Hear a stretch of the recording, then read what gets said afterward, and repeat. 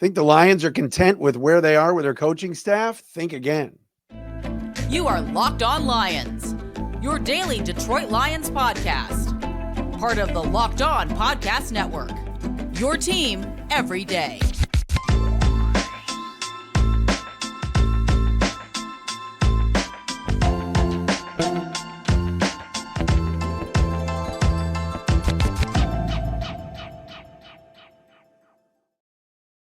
Here we go, everybody. It's a Thursday edition of Locked On Lions right here on the Locked On Podcast Network, your team every day. Matt Derry with you. It's Thursday, February 8th and Friday, February 9th. Thanks for making us your first listen, checking us out wherever you get your podcasts. That includes on our Locked On Lions YouTube channel, where you too can subscribe and join over the 10,000 subscribers that we have on our Locked On Lions YouTube channel. But it starts with the fans. You guys have been great. I saw an interview with Brad Holmes today and Danny Rogers at Lions.com, where Brad just gushes about the fans, and he's right. It's because of these fans and because of you all that we're able to do these shows, that Ford Field is packed, and we're certainly juiced up for this upcoming season and the draft and free agency and everything else that comes into play with the Lions. Busy show today. I love what the Lions are doing with their coaching staff. They're not standing pat. I'll explain coming up momentarily here on the program. Also on the show today, Jonah Jackson, according to Pro Football Focus, might not be this coveted free agent that we all think. Eric Eager tomorrow from Sumer Sports going to join us from Radio Row at the Super Bowl. And I want to talk a little bit about the big game, the Super Bowl, coming up a little bit later on the program today as well. This episode is brought to you by Prize Picks, the easiest and most exciting way to play daily fantasy sports. Go to prizepicks.com/LockedOnNFL. Use code all lowercase LockedOnNFL for a first deposit match up to $100. Please follow us on Twitter at Derry Speaks, at Locked On Lions. Also the Matt Derry Facebook fan page, on Threads at The Real Matt Derry. And again, thanks for checking us out on our Locked On Lions YouTube channel. Reports started sifting in today, starting with Jordan Schultz from Bleacher Report, and then Mike Florio from Pro Football Talk. But the Lions are making more moves with their coaching staff, and it's not necessarily subtractions, but more additions. We know this. Both coordinators are going to be back. Ben Johnson on the offensive side, future head coach Aaron Glenn on the defensive side. It appears everything is intact right now with all of the assistant coaches. Yet, the Lions are not standing pat. And two of their weaker spots this year, I think this past year we could talk about, are the defensive line and the cornerback position. Lions D-line coach currently is still John Scott. Lions cornerback coach is currently former Lion Dre Bly. But yet, the Lions are not standing pat. They're not just going to say, we won 14 games last year. You know, let's bring that band back together. Let's just keep it status quo. Not the case. Reports started coming in last week, and you heard Jim Nagy from the Senior Bowl join us yesterday and told us, he was talking to Terrell Williams, the Tennessee Titans D-line coach, who was one of the head coaches at the Senior Bowl. He was talking to Terrell Williams all last week about joining the Lions. It hasn't been made official yet, but Terrell Williams, who's a highly regarded defensive line coach, is apparently coming to Detroit. And as Jim Nagy said yesterday, it's a done deal. So what that means for John Scott, I don't know. But the Lions are going out and finding one of the better defensive line coaches in the game and bringing them aboard. Maybe they'll be co-D-line coaches. Maybe Williams will just be a run game coordinator or something like that on the defensive side. And when I talk about coordinators, that leads me to my next thing. And I was saying it before with Florio and Jordan Schultz, but the Lions are adding DeShea Townsend as their defensive pass game coordinator and cornerbacks coach, according to Pro Football Talk. DeShea Townsend, many of you might remember, was kind of a nickelback safety, won a couple of Super Bowls for the Steelers. He's been an assistant coach for the last handful of years, including a stint with the Bears as their secondary coach. And this past 2 years, he has been the defensive pass game coordinator and cornerbacks coach for the Jacksonville Jaguars. Now, I'm not going to sit here and break down DeShea Townsend, but what this tells me is the Lions see some weaknesses. They see some spots they can get better, namely D-line, namely with their corners. I mean, we've talked about that ad nauseum all year on this very podcast, and they're going to upgrade. They're going to bring in teachers and coaches that are going to make the team better. Townsend has NFL experience. What this means for Dre Bly, I have no idea. All right. But there's a method to my madness today, because today is NBA trade deadline day. It's come and gone. All right.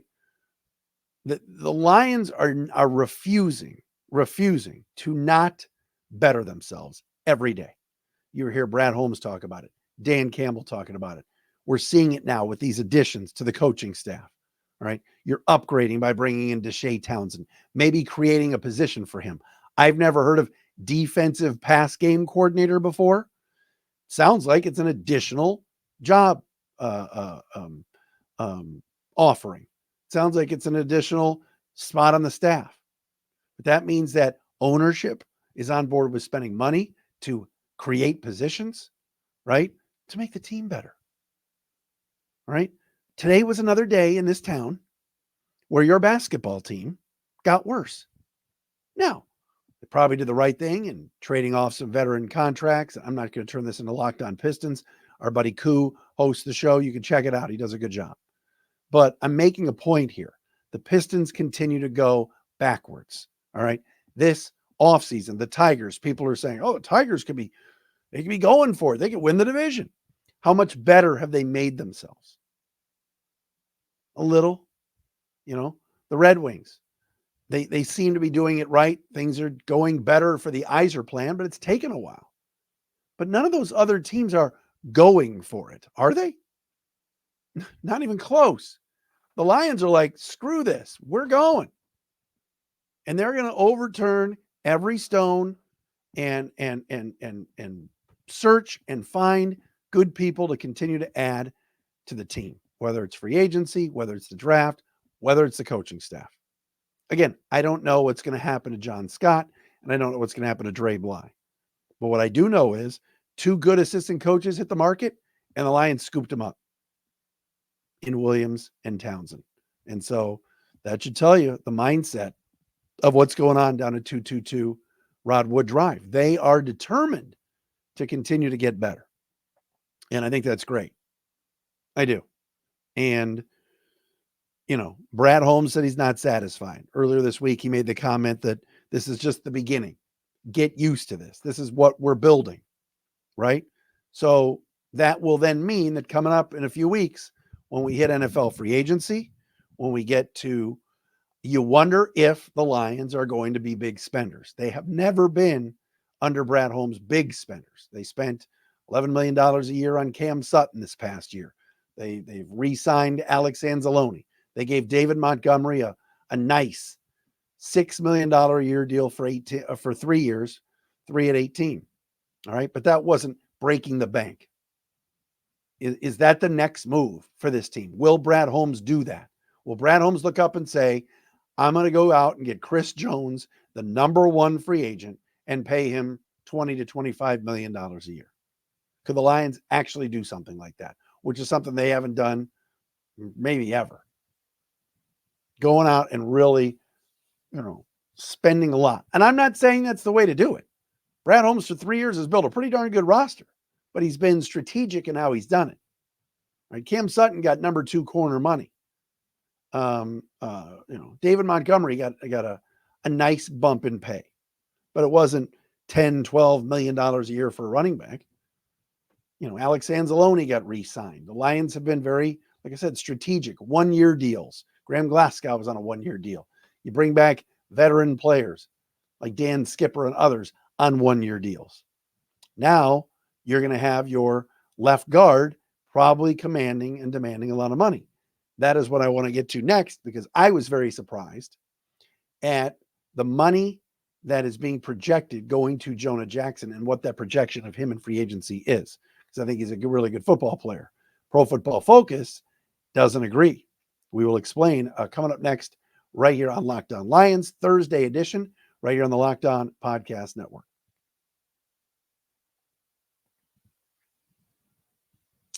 And are you the kind of driver that likes to push things a little further? Ever wonder what adventure could be around the next corner? Our friends at Nissan have a lineup of SUVs that are out right now with the capabilities to take your adventure to the next level. Have you seen the 2024 Nissan Rogue? It's perfect for city drives and great escapes. Class exclusive, Google built in is your always updating assistant to call for almost anything that you need. Gone are the days of connecting your phone. Google Assistant, Google Maps, Google Play Store, all built right into the 12.3-inch HD touchscreen infotainment system in the 2024 Nissan Rogue. The 2024 Rogue is the perfect midsize crossover for your next adventure. Hey, Nissan's incredible lineup also includes the 2024 Nissan Armada. Will change what you expect from a full-size SUV. Picture a rugged 4x4 that can seat up to 8 in first-class luxury and style. Tow bigger and explore further in the 2024 Armada. Take the Nissan Rogue, Nissan Pathfinder, or Nissan Armada and go find your next big adventure. Shop NissanUSA.com.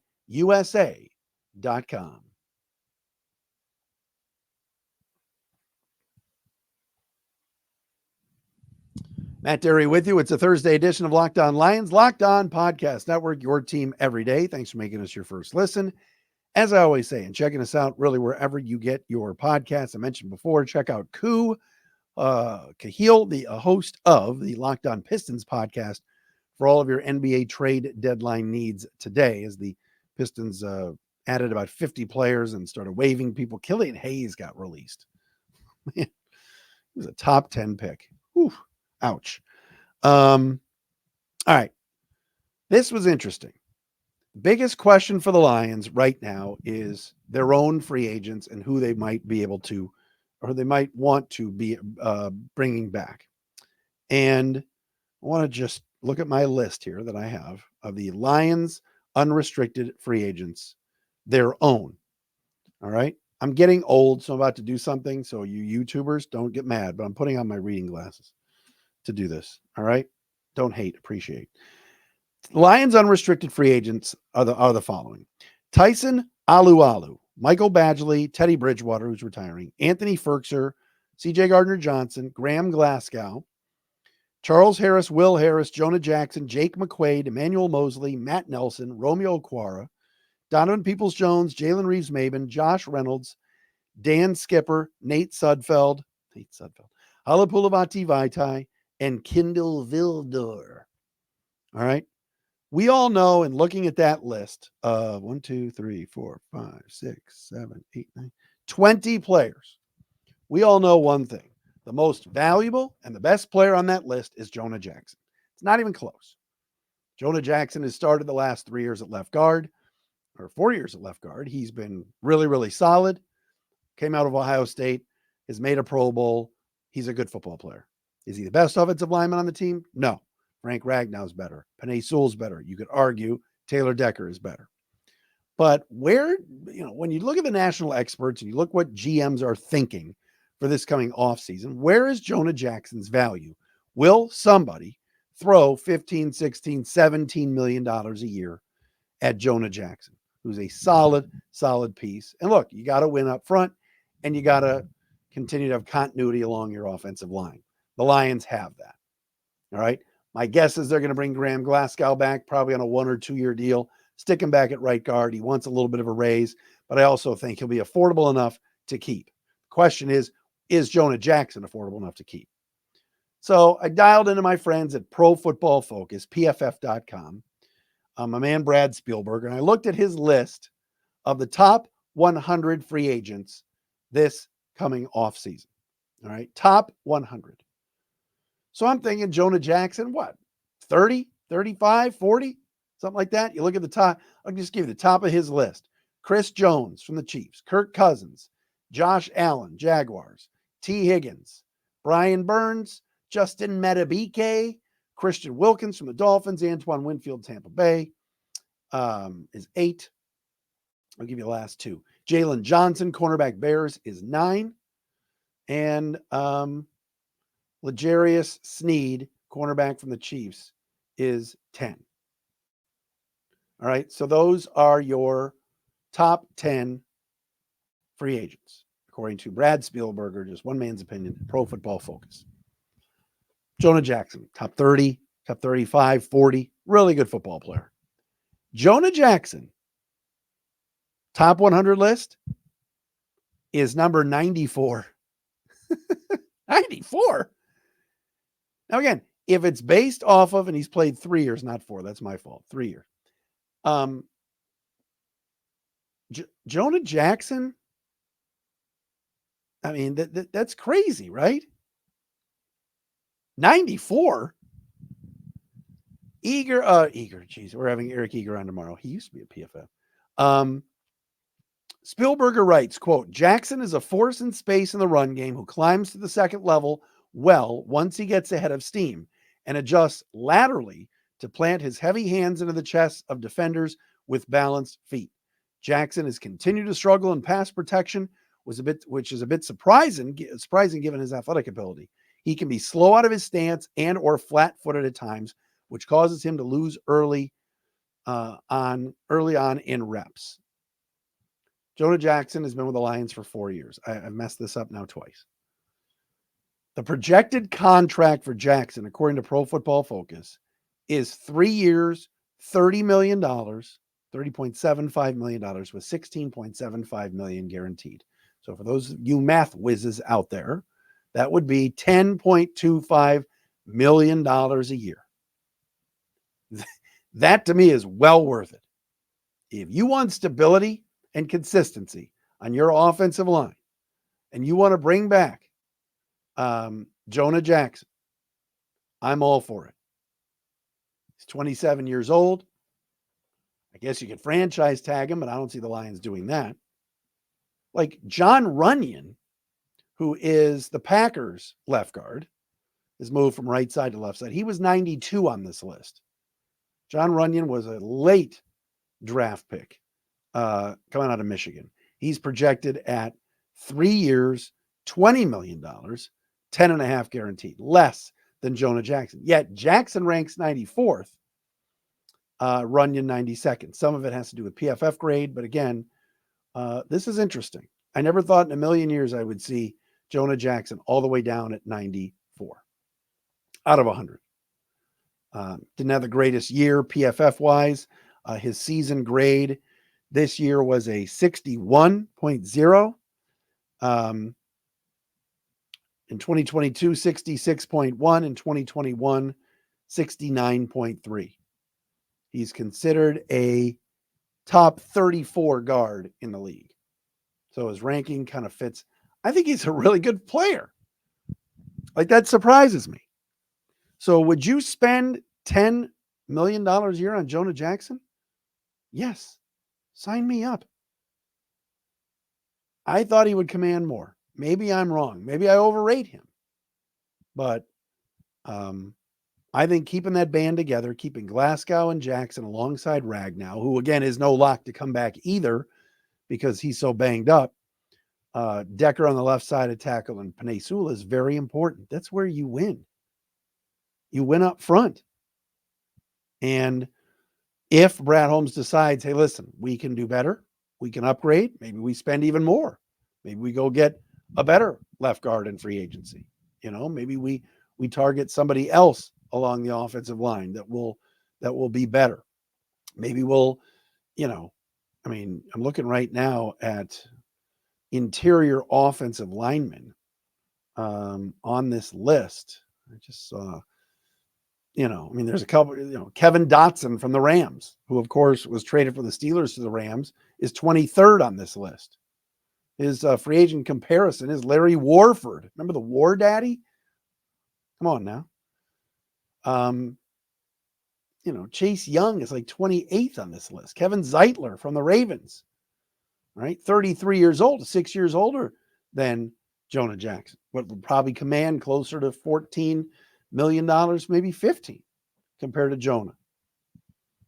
If you told me that you could get him for $10 million a year and have a contract similar to what Cam Sutton has, I would do that.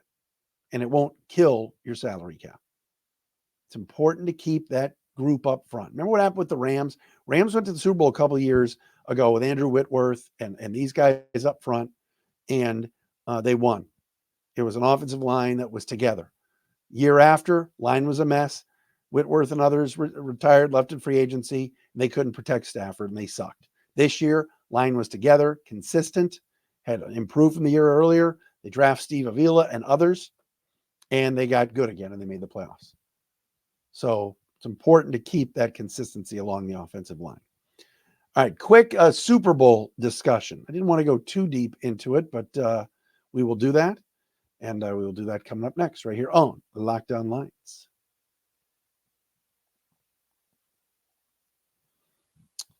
Did you know that even if you have a 401k for retirement, you can still have an IRA? Robinhood is the only IRA that gives you a 3% boost on every dollar you contribute when you subscribe to Robinhood Gold.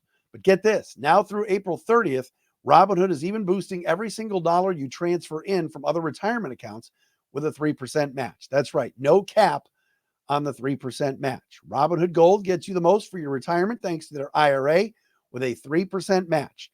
This offer is good through April 30th. Get started at robinhood.com/boost. Subscription fees apply. And now for some legal info. Claim as of Q1 2024 validated by Radius Global Market Research. Investing involves risk, including loss. Limitations apply to IRAs and 401ks. 3% match requires Robinhood Gold for 1 year from the date of first 3% match. Must keep Robinhood IRA for 5 years. 3% matching on transfers is subject to specific terms and conditions. Robinhood IRA, available to U.S. customers in good standing. Robinhood Financial LLC, member SIPC, is a registered broker-dealer.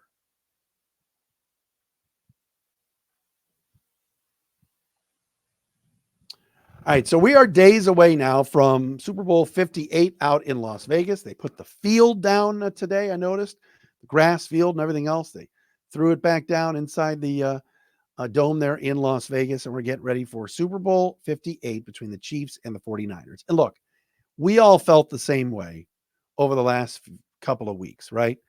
Some of you don't even want to watch the game. Some of you were turned off. You can't root for the Niners because you think the Lions should be there. And you could make an argument, not should, as my cousin Steve would say, but could make an argument that the Lions should be there or could be there and deserve to be there. But they lost, all right? They gagged it away and everything else. By the way, this reminds me, I got to give a shout out to some everydayers today. Today I was at the Valvoline instant oil change at 19 and Hayes, and the crew over there is unreal. All right, they are great. Tony, the manager, God bless Tony Kupski.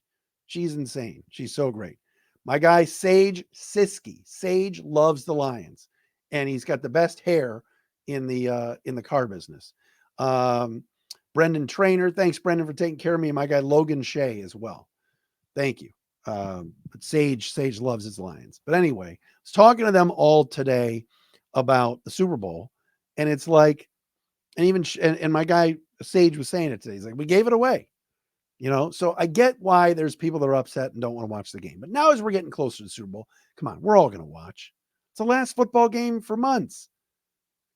Yes, I know the UFL, but you know what I mean. We're going to be dying without this stuff. I'm intrigued by the game. I have no rooting interest. I'm not a Chiefs fan. I'm not a Niners fan. I don't know. I mean, there's a part of me that thinks Kyle Shanahan deserves to get a ring. Maybe, the Niners haven't won one in a while. Chiefs are going for their third. It's kind of cool to see a dynasty if that happens. I'm a Travis Kelce fan. I'm good with him and Tay. I think it's cool. I have no issue with it. Andy Reid. Who doesn't like Andy Reid? But I want to see a good game. And I think we will. The Niners have played very mid the last couple of weeks. All right. Packers could have beaten them. Lions had them dead to rights, up 17 in the second half. All right. The Niners almost due to play a better game. In Kansas City, we might be seeing, arguably the greatest quarterback of all time if Patrick Mahomes wins a third. And I get it. Tom Brady won 6 or whatever it was. But or was it 7? Whatever it is, it's like Mahomes, though, is so good. And so you want to watch greatness. You want to see the best on the biggest stage. Deebo Samuel's great. Christian McCaffrey is great. Those linebackers for the Niners are great players. All right. And of course, for the Chiefs, I mean, Kelsey's all world. Mahomes, is great. Chris Jones is great. So I'm excited. I'm actually looking forward to it. I've gotten past the anger with the Lions and the bitterness, and I want to see a good football game. And Eric Eager from Sumer Sports is going to join us tomorrow on the show, live and direct from Vegas and Radio Row, to kind of break the game down a little bit. I'll get his thoughts on the Lions as well. Eric has been big on the Lions and bullish on the Lions. And we'll get his thoughts a little bit too on some free agency stuff as well, and the draft. If you missed yesterday with Jim Nagy, the executive director of the Reese's Senior Bowl, go back and watch it or listen to it. Jim was fantastic, telling us all about the cornerbacks, Darius Robinson, the kid from Detroit, who of course can play anywhere along the defensive line and did so at Missouri. And we always love having Jim on the show. So go back and check that out as well. All right, that'll do it for this Thursday edition of Locked On Lions. Thanks for checking us out, making us your first listen each and every day right here on the Locked On Podcast Network. We're back again tomorrow.